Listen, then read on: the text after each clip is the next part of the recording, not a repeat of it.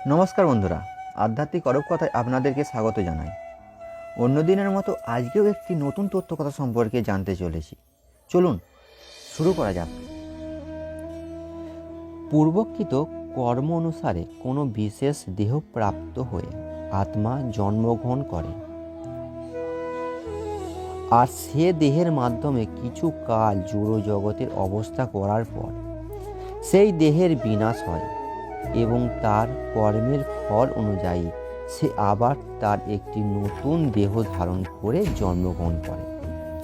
এইভাবেই আত্মা জড় বন্ধন থেকে মুক্ত না হওয়ার পর্যন্ত জন্ম মৃত্যু চক্রে আবর্তিত হতে থাকে। সে যাই হোক, এই জন্ম মৃত্যু চক্র অনর্থন, যুদ্ধ, হত্যা ও অহিংসাকে কোনো প্রকারেই অনুমোদন করে না।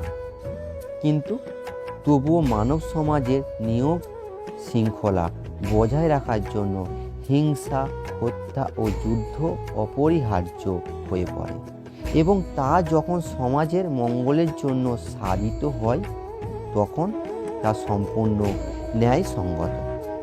ভগবানের ইচ্ছার ফলে করুণাক্ষেত্রের যুদ্ধ আয়োজিত হয়েছিল বলে তা সম্পূর্ণ অবশ্যম্ভাবী ছিল। ন্যায়সঙ্গত কারণে যুদ্ধ করাটা ক্ষত্রিয়দের ধর্ম। যেহেতু তিনি সঠিকভাবে কর্তব্য কর্মের অনুষ্ঠান করেছিলেন, তাই তার আত্মীয় স্বজনদের বিয়োগের কেন তিনি ভীত অথবা শোকান্তিও হবেন।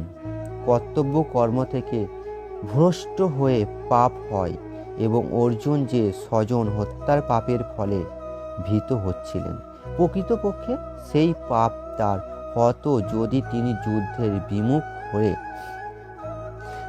রণক্ষেত্রের পরিত্যাগ করতেন। এই যুদ্ধ থেকে বিরত থাকলেও মৃত্যুর হাত থেকে তিনি তার তথাকথিত আত্মীয় স্বজনদের রক্ষা করতে পারতেন না। প্রকৃত বিধান অনুসারে একদিন না একদিন তাদের মৃত্যু অবধারিত।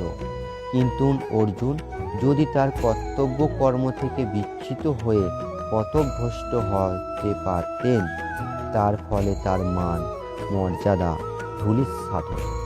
রাধে রাধে।